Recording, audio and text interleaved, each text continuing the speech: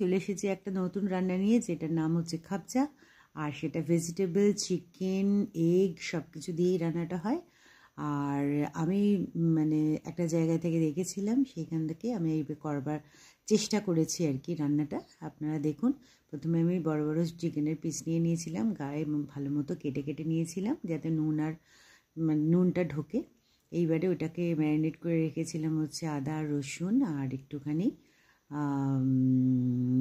আদা রসুন আর নুন দিয়ে ভালো করে যখন আমি ম্যারিনেট করে রেখে দিয়েছিলাম, তারপরেই আমি কড়ার মধ্যে বেশ কিছুটা আনাজ, ফুলকপি, গাজর, বিনস সব একটু সেদ্ধ করে ভাপিয়ে রেখে দিয়েছিলাম। এবারে একটা কড়ার মধ্যে তেল নিয়েছিলাম, নিয়ে ওর মধ্যে আমি পেঁয়াজ আর আদা রসুন দিয়ে ভালো করে ভেজে নিয়ে তার মধ্যে আমি চিকেন যেটা আর কি ম্যারিনেট করে রেখেছিলাম সেটা দিয়ে ভালো করে ভেজে নিয়েছিলাম, একটু শুকনো লঙ্কার গুঁড়ো দিয়ে আর একটু জিরে, একটু ধনে দিয়ে ভালো করে নাড়াচাড়া করে যখন বেশ কষিয়ে গেছিলো, তখন আমি ওর মধ্যে একটুখানি 1 কাপ জল দিয়ে দিয়েছিলাম, গরম জল দিয়ে একটু সেদ্ধ করে রেখে দিয়েছিলাম। ওই মানে চিকেনটা যখন একটু সেদ্ধ হয়ে গেছিলো, তখন আমি চিকেনগুলোকে তুলে রেখেছিলাম।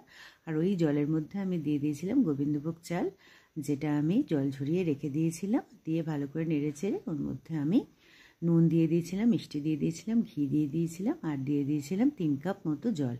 আগে 1 কাপ ছিল, আর আমি দিয়ে দিয়েছিলাম 3 কাপ জল। তার মধ্যে একটুখানি আতর দিয়ে দিয়েছিলাম, দিয়ে বেশ চাপা দিয়ে রেখে দিয়ে এবারে যে আনাজগুলো আমি সেদ্ধ করে রেখেছিলাম সেগুলোকে আবার ভেজে নিলাম, নিয়ে চালের মধ্যে আমি মিক্সড করে দেবো। দিয়ে এরকমভাবেই আমি রান্নাটা তৈরি করেছিলাম।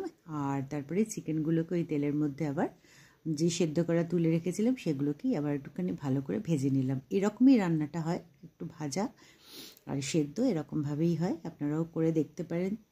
আর লাস্টে নামিয়ে এরকমভাবে পরিবেশন করবেন। আর আপনাদের যদি ভালো লেগে থাকে অবশ্যই আপনারা এটা সাবস্ক্রাইব করবেন।